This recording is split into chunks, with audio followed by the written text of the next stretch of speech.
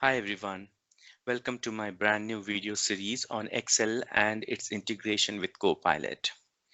In this part 1, we are going to look at Copilot in Excel from a practical user's perspective. The goal is not to treat Copilot as a separate spreadsheet application. Instead, we are looking at how it can help you work with an Excel workbook using natural language requests. Copilot in Excel can help with tasks such as editing worksheets, working with formulas and data, creating charts and pivot tables, identifying insights, and focusing on information through sorting, filtering, and formatting. It can also support bringing information into a workbook from other sources. The important point at the beginning is that the workbook remains an Excel workbook. The content is editable, and the user remains responsible for reviewing what has been changed or generated. Throughout this session, think of Copilot as an assistant within the Excel experience, not as a replacement for your own review and judgment.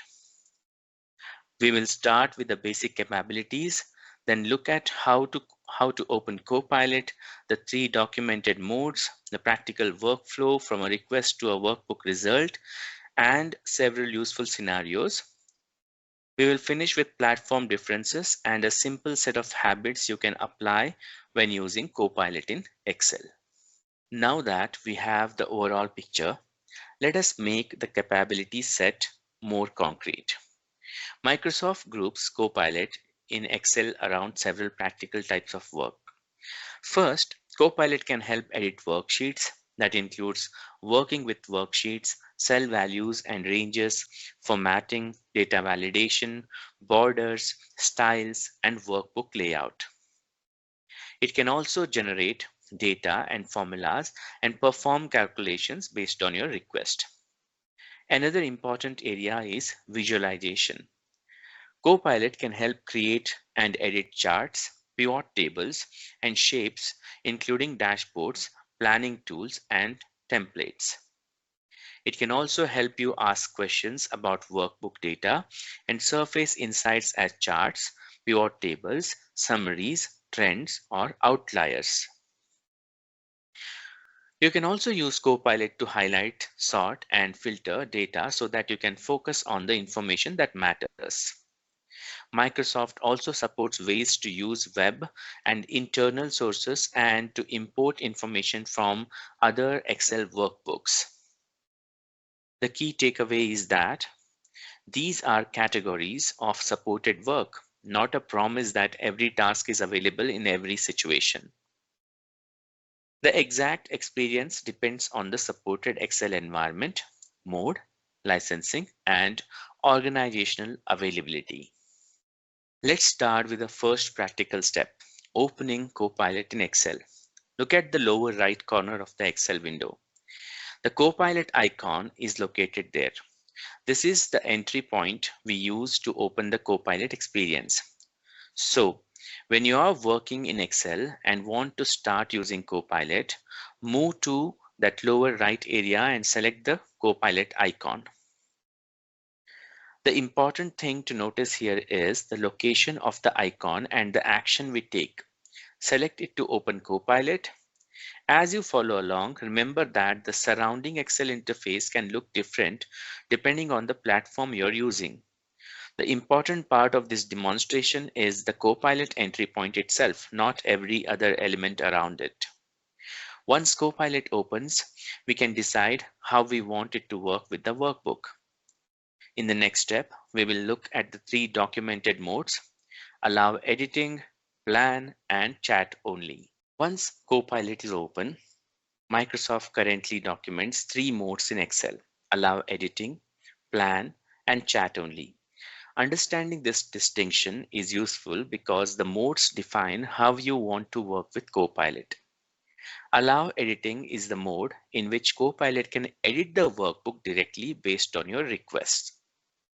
Microsoft describes this mode as supporting complex multi-step tasks such as reshaping data, merging sheets, or building reports with multiple elements. Plan mode is different. It is intended to create a structured approach before editing begins.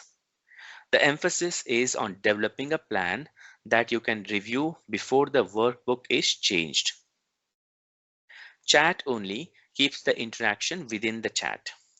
Microsoft describes it as a way to analyze workbook data and provide insights without making changes to the workbook. These modes should not be treated as ranking where one is always better. The right choice depends on whether you want direct workbook changes, a plan before editing, or a chat-only interaction. Platform also matters. Microsoft documents all three modes for Windows, Mac, and the web. On iPad, chat is supported and edit support is rolling out to the production, while iPhone is documented with chat mode. Now let us look at the practical flow. In the editing experience, you begin by describing what you want in natural language. After you submit the request, Copilot analyzes the task and creates a step-by-step plan. The important point is what happens next from the user's perspective. In editing mode, Copilot works directly in the workbook to carry out the plan, reviews the results, and evaluates whether the outcome matches the user's intent. You can watch the work happen in the Copilot pane and in the workbook. Think of this as a sequence. First, you describe the task. Second, Copilot presents the work as a step-by-step plan. Third, the workbook is changed in the editing experience. And finally, you review the result. The user remains in control. Microsoft describes the workbook content as remaining editable, and the user controls what is modified. We also have the stop control that can stop or pause a request. We can describe the user visible workflow without inventing hidden processing steps. We don't need to know model routing, backend services, or other internal mechanisms to understand how to use the feature. Let's take that workflow and apply it to a common spreadsheet task, editing workbook content. Microsoft documents several types of edits that Copilot can help with. For example, Copilot can add, rename, and delete worksheets. It can insert and modify cell values and ranges. It can apply conditional formatting, data validation, borders, and styles. And it can help manage workbook layout. Imagine that you have a workbook containing a summary section that is difficult to scan. A conceptual request might be to apply consistent formatting to the summary range and make the key values easier to read. The important thing is the way we frame the task. We describe the desired workbook change rather than every individual formatting operation. After submitting a request in an editing mode, treat the result as something to review. The workbook remains editable, and you should check whether the resulting content actually matches what you intended. Our example is simply a way of imagining how a user might express one of those tasks. It does not mean every prompt will produce an identical result. So far, we have focused mainly on changing the workbook. Now let's look at another practical use, asking questions about the data.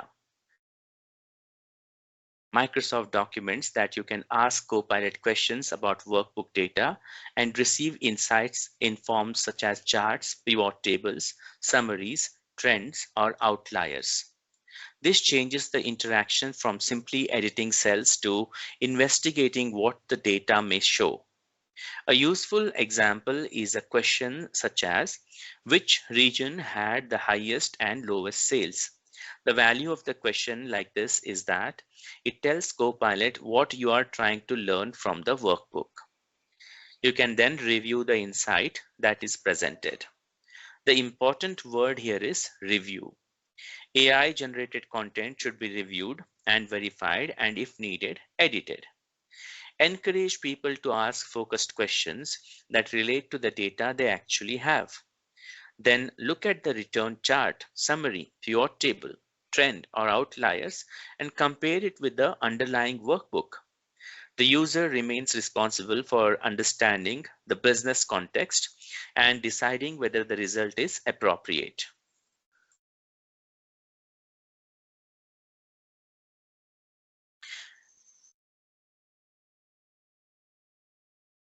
Excel Copilot can also work with information beyond the data already sitting in the workbook. This is an area where we need to be precise because it is easy to overgeneralize what data access means. We are not saying that Copilot has unrestricted access to every piece of information in an organization. A practical example is asking for a table of countries and their exchange rates from the web. The point is to show how a request can identify the information you need and how that information can be brought into an Excel table through the supported experience. When presenting this capability, keep the source categories visible and separate web information, files in the OneDrive or SharePoint, and documented organizational information. Again, review what is retrieved or inserted. This capability is not a reason to assume that every source, every file, or every organizational data item is automatically available. Another scenario is importing data from another Excel workbook. This is useful when the information you need is already maintained somewhere else and you want to bring it into the workbook you are currently working with. The workflow is straightforward from the user's point of view. You open Excel, open Copilot, and ask for the data you need. If multiple possible sources are returned, you review them and select the appropriate source. Then the data can be imported. For example, a prompt that asks for device names for a particular quarter from a named Excel file. The important part is that the request identifies the information and the source workbook clearly. For example, in our example, it's sales data. Notice that the workflow includes a review point. If there are multiple possible results, the user needs to look at the available sources and select one that is actually relevant. We should also keep the source scope of the documentation clear. This applies to Excel for M365 and Excel for M365 for Mac. We should not automatically extend the same detailed workflow to every platform. At this point, we have seen several different things Copilot can help with. Now, I want to emphasize the habit that connects all of them. Review the result and keep control of the workbook. Microsoft states that Copilot updates the workbook using Excel built-in features, that the content remains editable, and that the user is in control of what is modified. That means the result is something you can inspect and adjust rather than something that should simply be accepted without a thought. AI-generated content should be reviewed and verified. Global rule. This is particularly important for generated formulas, summaries, charts, or insights. The review should be against the workbook and the actual business requirement you are trying to meet. There is a stop control in the lower right area of the Copilot chat input field. You can use it to stop or pause a request. The broader lesson is simple. Copilot can help perform supported tasks, but the user remains part of the workflow. Review the result, make changes when needed, verify that it matches the requirement, and use stop when you need to stop or pause the request. Before we finish, we need to talk about platform and availability. One of the easiest mistakes with M365 features is to see one experience and assume that exactly the same experience is available everywhere. Microsoft's current Copilot in Excel documentation lists support across Windows, Mac, and the web, iPad, and iPhone, but the supported modes are not identical. On Excel for Windows, Microsoft Documents Edit, Chat, and Plan modes. The same three modes are also available in Excel on Mac and also on web. On iPad, chat mode is supported. while edit mode support is described as rolling out to production. On iPhone, the documentation lists chat mode. This matters because the interface and options you see can depend on the platform. A screenshot from one environment should not automatically be treated as the proof that every other environment looks the same. There is another availability qualification. If Copilot does not appear in Excel, Microsoft notes that it might not be included with the relevant Microsoft 365 subscription or might not be available because of organizational settings. Check the experience that applies to your platform and organization's configuration. Let's bring the whole lesson together with a simple practical framework. When you are using Copilot in Excel, start by being clear about what you want to accomplish.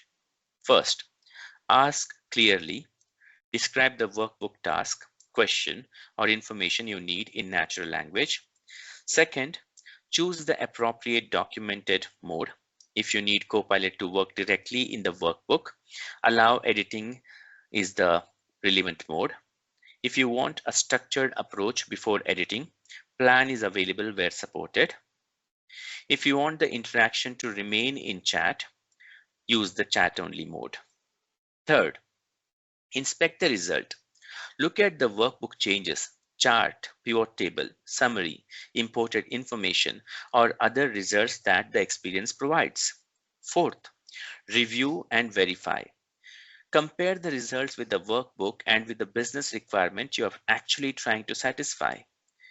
Microsoft specifically advises reviewing, editing, and verifying AI-generated content. Finally, keep control. The workbook remains editable, and you decide what to retain or change. If a request needs to be stopped or paused, we have a stop control. That is the practical takeaway I want you to remember. Ask clearly, choose the appropriate mode, inspect the result, verify it, and keep control. Thank you for your time today. I hope you found this lesson helpful. I'll see you in the next video for part 2.